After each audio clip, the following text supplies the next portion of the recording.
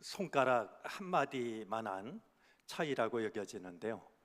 우리 시온 찬양대가 드린 찬양은 언제라도 나라는 말과 다라는 말이 만나서 나의 믿음을 돌아보게 만듭니다.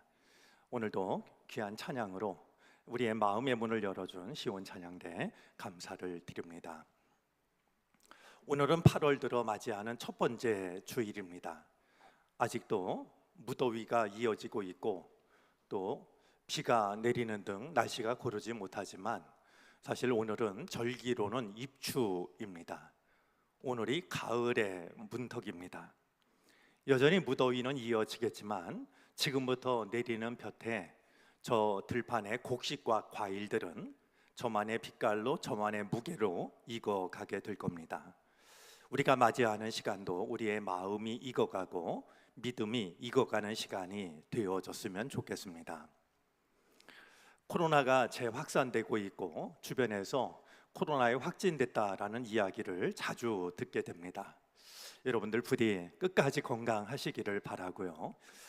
우리가 예배를 서로 조심하는 마음으로 점심 식사, 오후 예배, 속회 예배를 삼가고 좀 이렇게 나누어서 예배 드리는 마음으로 주일 아침 7시, 9시, 11시 이렇게 예배를 드리고 있는데요. 이 예배마저도 또다시 축소되는 일이 생기지 않았으면 좋겠습니다. 아마 오늘 그런 일로 영상으로 예배에 참여한 교우들도 적지가 않을 거라고 여겨집니다. 여러분이 계신 그곳에 주님의 평화가 함께 하시기를 바랍니다. 아시는 분들이 적지 않으셔서 말씀을 드리는 것이 마땅하다라고 여겨집니다. 지난 월요일 날 제 아내가 저녁 때 열이 좀 심하게 났습니다. 아무래도 마음에 걸려서 다음 날 아침 같이 병원에 가서 검사를 했더니 다행히 저는 음성이었는데 아내가 양성 판정을 받았습니다.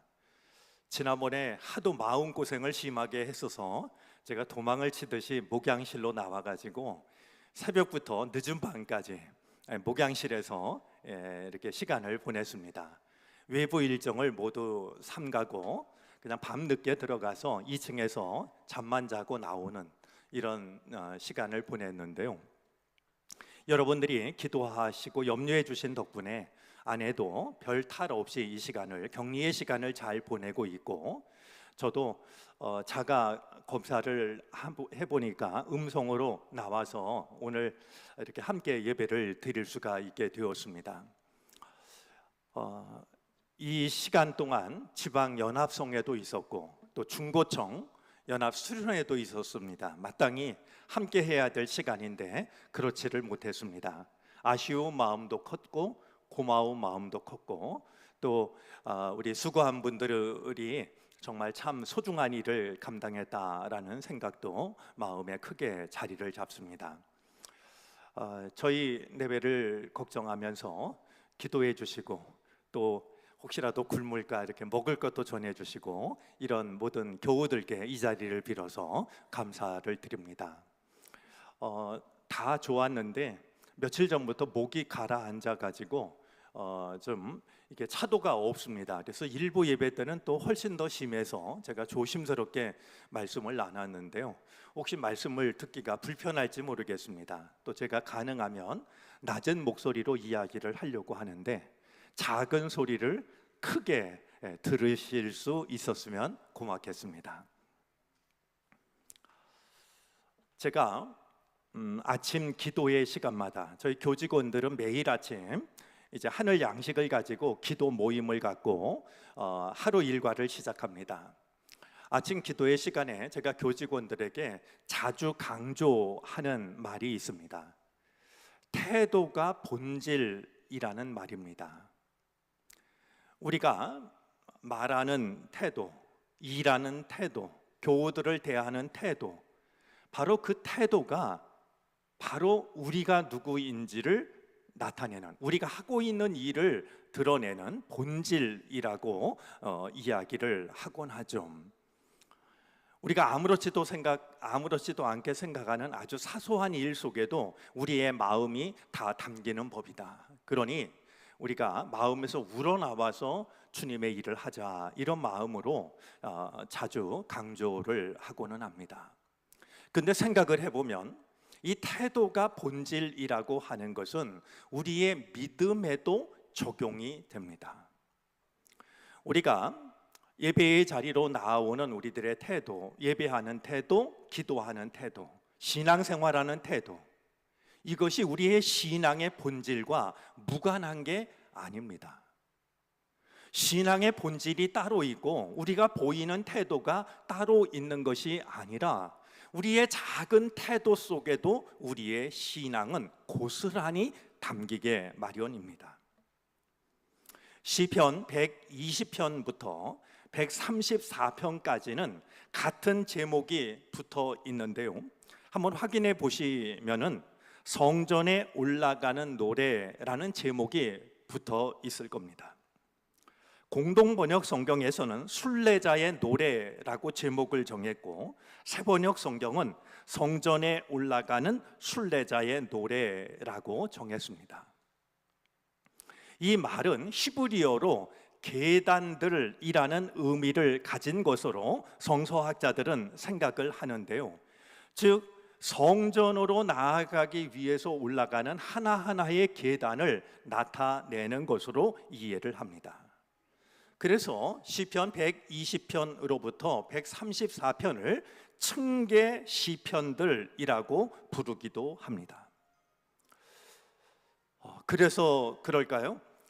시편 이 층계 시편을 시작하는 120편은 타향에서 살아가는 고통을 말하고 있고, 121편은 예루살렘을 향해서 출발하는 상황을 담고 있고, 122편은 예루살렘에 도착한 상황을 반영하고 있고, 오늘 본문인 123편은 이제 예루살렘에 도착한 순례자가 하나님께 기도를 드리기 시작하는 이런 내용으로 연결되고 있는 것도 보게 됩니다.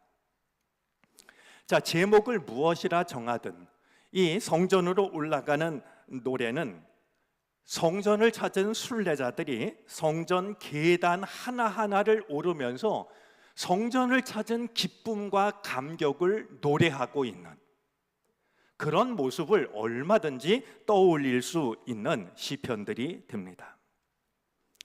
구약시대 유대인들이 성전을 찾아서 하나님을 예배할 때 느꼈던 감격은 아마 오늘 우리가 예배를 드리며 느끼는 감격과는 아주 다른 감격이었을 것으로 여겨집니다. 지금 이스라엘 백성들은 디아스포라의 삶을 살고 있습니다. 바벨론에게 나라를 빼앗긴 뒤에 이스라엘 백성들은 뿔뿔이 흩어졌습니다. 그야말로 땅끝으로 흩어져 가지고요, 그래도 하나님을 향한 믿음을 잃어버리지 않고 믿음을 지킵니다.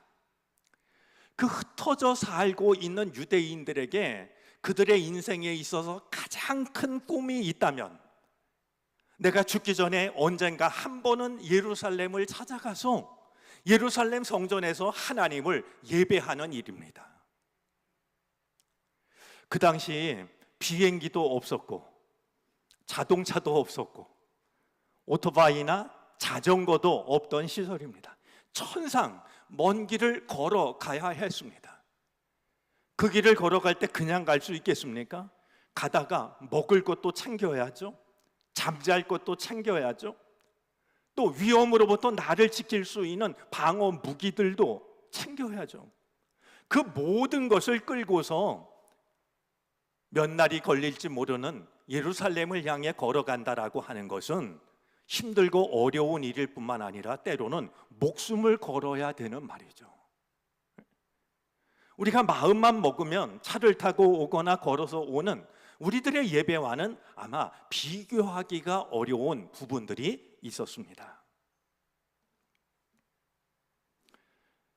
그 길 끝에 마침내 성전에 도착을 해서 예배의 자리로 나아가는 계단을 오를 때 그들의 가슴은 얼마나 터질 것 같았을까요?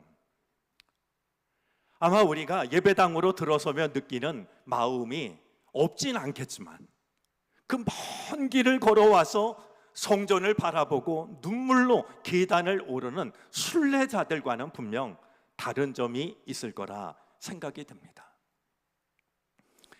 저희 내외가 특별한 일이 없으면 매일 저녁마다 이렇게 동네 한 바퀴 도는 마음으로 정릉천을 돕니다. 교우들 가끔 만나서 눈인사를 나누는 즐거움도 있는데요. 이 정릉천을 걷다 보면 중간쯤에서 만나게 되는 한 사찰이 있습니다. 경국사였던가요? 경국사를 만나게 되는데요. 제가 그 앞을 지나갈 때마다 좀 마음이 숙연해질 때가 있습니다. 걷던 사람들이요, 아마 불교 신자들이겠죠. 걸음을 멈추고요, 두 손을 모으고 고개를 숙여서 기도를 합니다. 기도를 마치고 그들은 공손하게 절을 하고 또다시 길을 갑니다. 저는 그들을 그렇게 하는 것을 옳다 그르다 판단하고 싶지 않습니다. 잘못됐다라고 너무 쉽게 폄하하고 싶은 마음도 없습니다. 우리도 그래야 한다라고 권하고 싶은 마음도 없습니다. 다만 그들의 모습을 보면서 한 가지 되돌아보게 되는 것은, 우리에게는 저런 마음이 있는 걸까? 하나님을 예배하는 곳을 지나가다가 잠깐 걸음을 멈추고 두 손을 모으고 하나님께 기도하고 지나가는, 그러기엔 한국 교회가 너무 많다고 생각하실지는 모르겠지만, 우리가 갖지 못한 어떤 모습을 그들을 통해서 보게 되는데요. 오늘 성경 속에 성경이 기록된 이 당시의 순례자들은 그보다 훨씬 더 큰 성전을 찾은 감격과 기쁨이 마음을 가득 채웠을 겁니다. 오늘 우리가 읽은 시편 123편에는 기도의 의미가 무엇인지를 돌아보게 하는 몇 가지 말씀들이 있습니다. 먼저 오늘 본문을 보면 기도라고 하는 것은 눈을 드는 것이라고 하는 것을 생각하게 합니다. 여러분, 우리가 기도 그러면 하늘에 계신 우리 아버지 이렇게 시작을 해서 예수님의 이름으로 기도합니다. 일정한 형식을 갖춘 것으로 생각을 합니다. 그런데 오늘 본문은 기도라고 하는 것은 눈을 드는 것이다. 단지 하나님을 향하여 눈을 드는 것이 기도라고 하는 것을 생각하게 합니다. 자, 먼 길을 걸어 예루살렘 성전에 도착한 순례자가 하나님께 기도를 드리는데요. 1절 말씀입니다.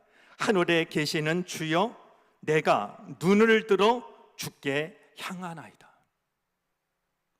입을 열어 말하기 전에 먼저 눈을 들어 하나님을 바라보는 것, 이미 그것이 기도입니다. 내가 비록 이 땅에 살지만 내 마음과 내 눈길이 이 땅에 얽매이지 않고 따로 눈을 들어서 하나님을 바라보는 것, 그것이 기도라고 하는 것을 생각하게 하는 것이죠. 어떤 분들은 이렇게 말합니다. 목사님, 요새는 너무나 힘들어서 기도도 할 수 없어요. 참 이야기를 들으면 마음이 안타깝습니다.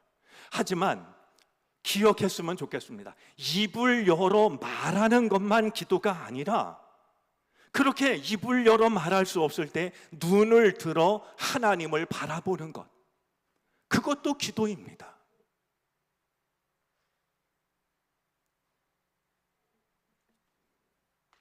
눈을 들어 하나님을 바라보며 가슴을 치면 하나님은 우리가 왜 가슴을 치는지를 다 아십니다.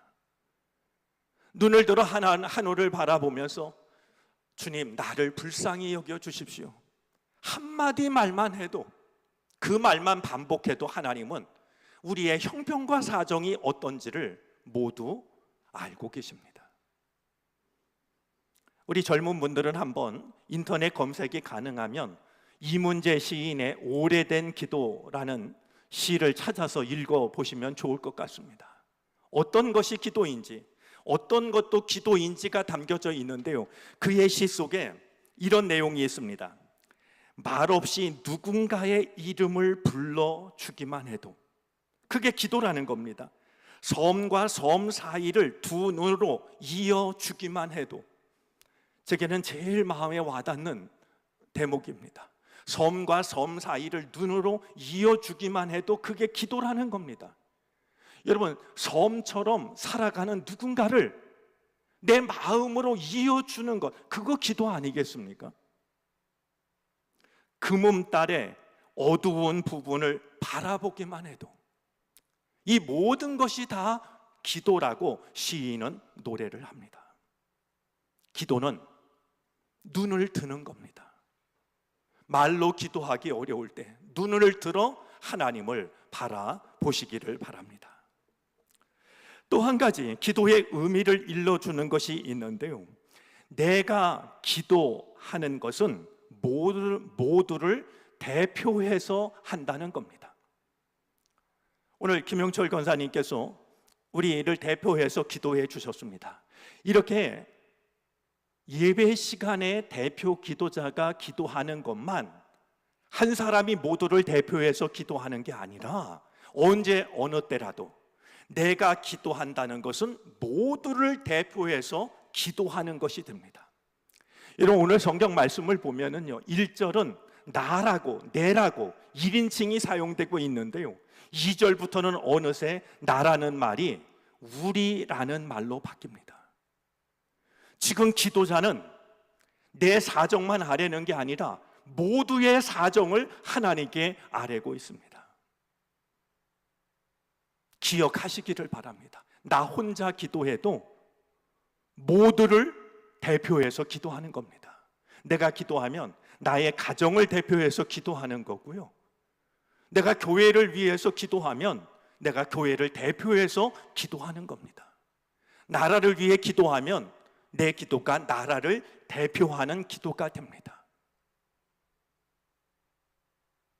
기도할 때마다 내가 기도하지만 나는 누군가를 대표해서 기도하고 있다는 사실을 기억하시고 기도에 약해지려는 마음을 추스릴 수 있게 되기를 바랍니다.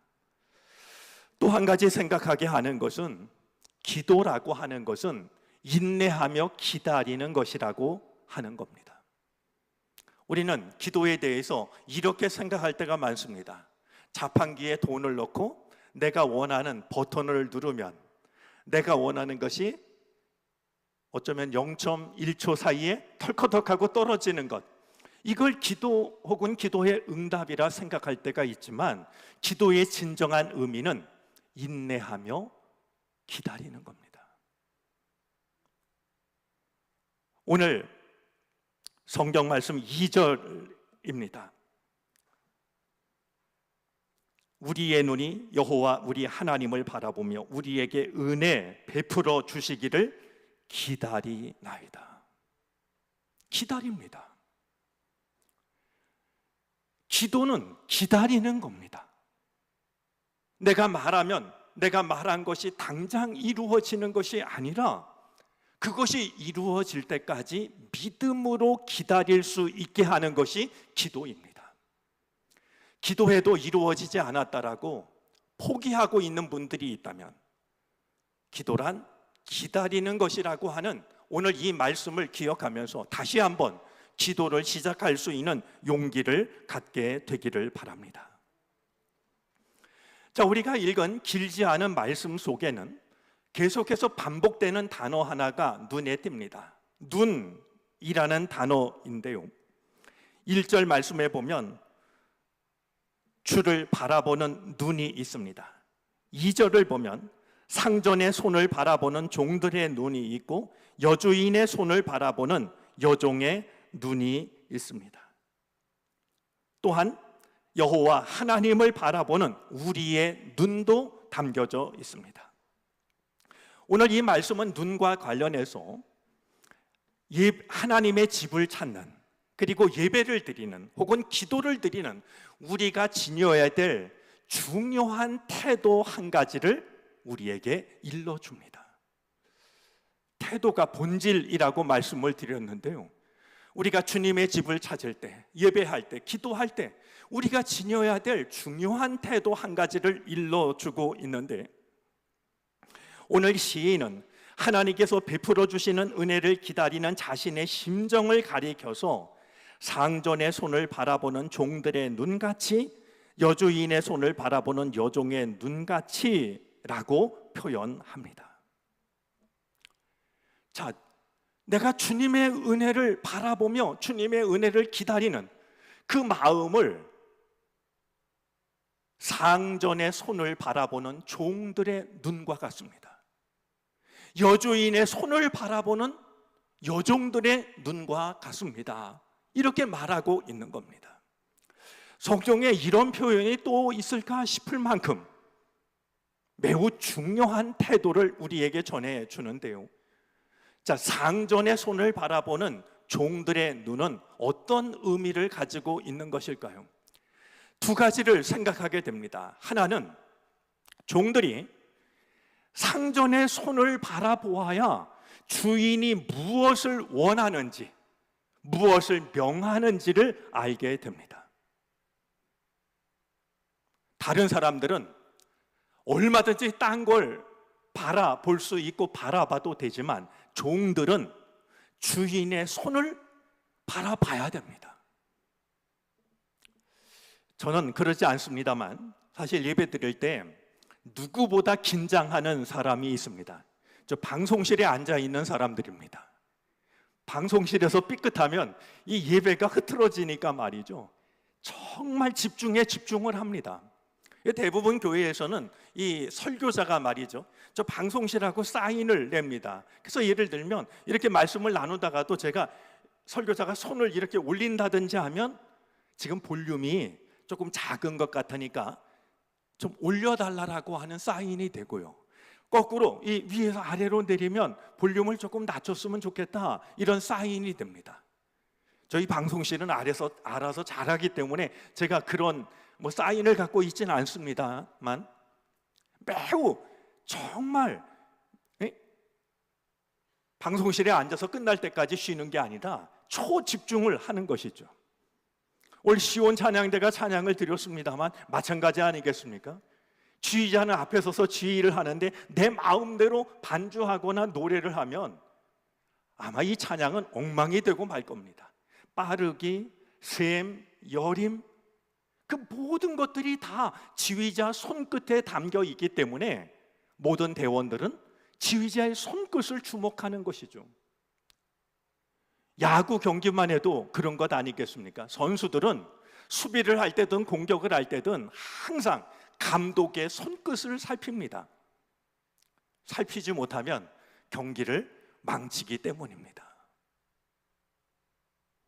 우리가 하나님의 집을 찾을 때, 하나님을 예배할 때, 하나님께 기도를 드릴 때, 혹은 하나님의 말씀을 들을 때 우리들의 마음가짐은요, 상전의 손을 살피는 종들의 눈과 같은 마음이 되어져야 됩니다.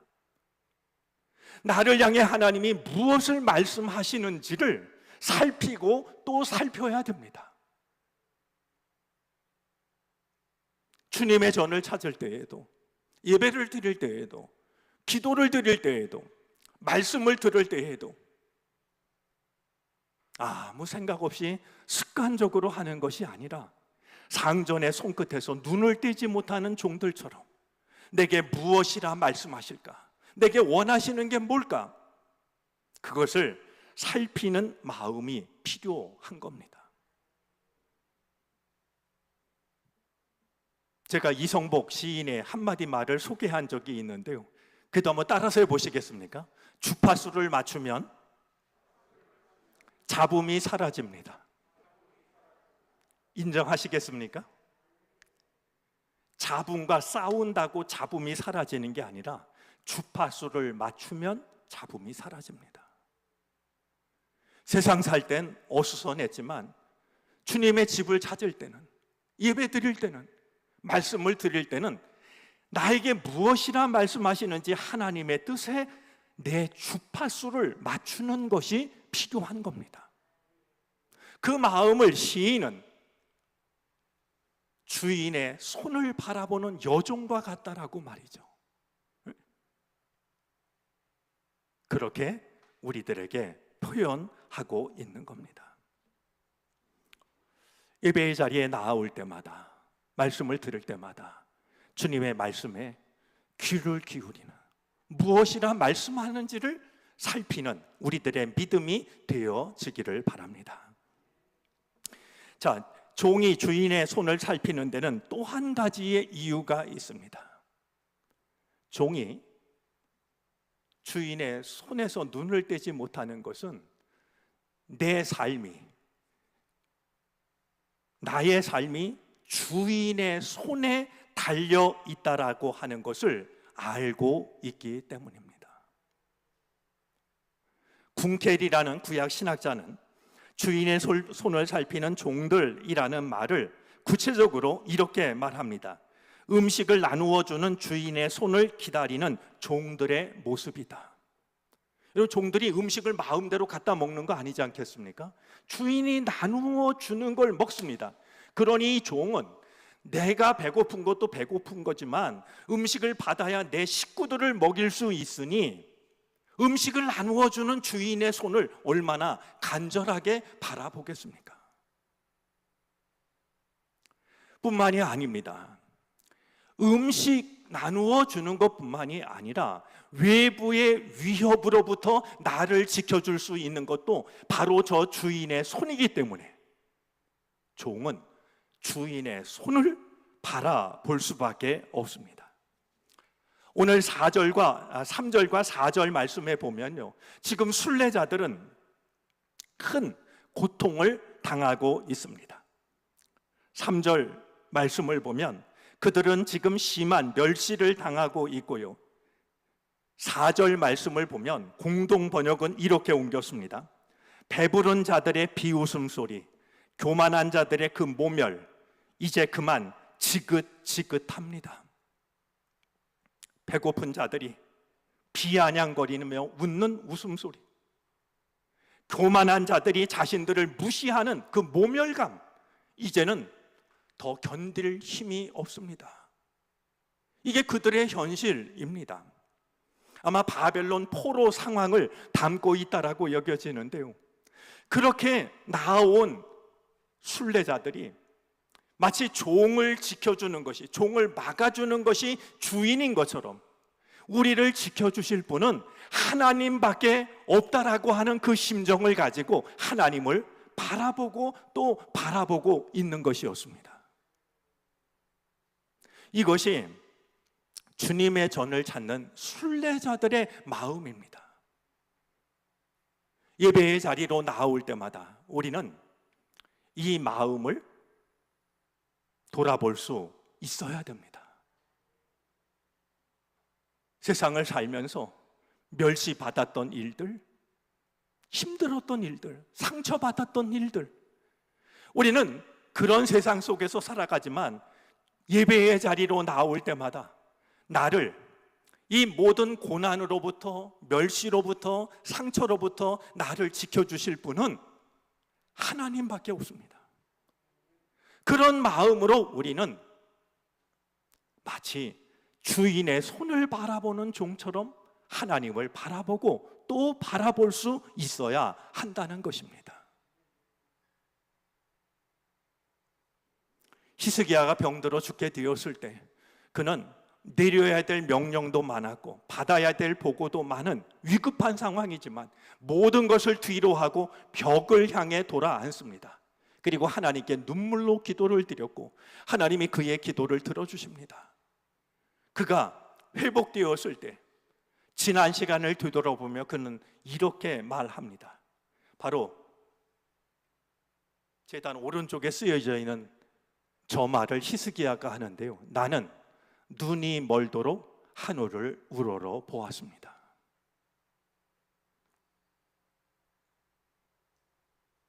종은 자기를 지킬 힘이 자기에게 없다는 사실을 잘 압니다.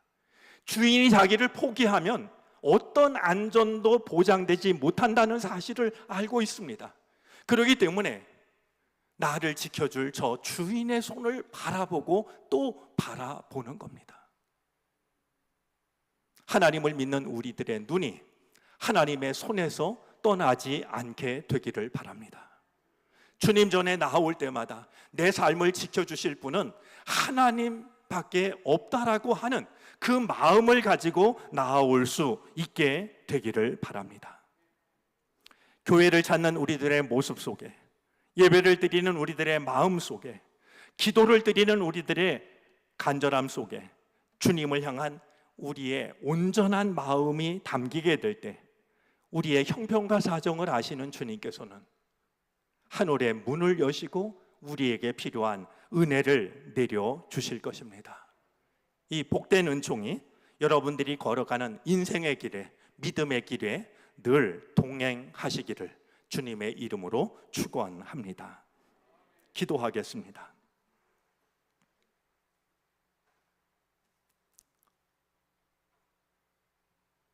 주님의 집을 찾는 우리가, 예배하는 우리가, 기도하는 우리가, 말씀을 듣는 우리가, 주인의 손을 살피는 종의 눈을 갖기 원합니다. 나를 지키실 수 있는 분은 하나님밖에 없기 때문입니다.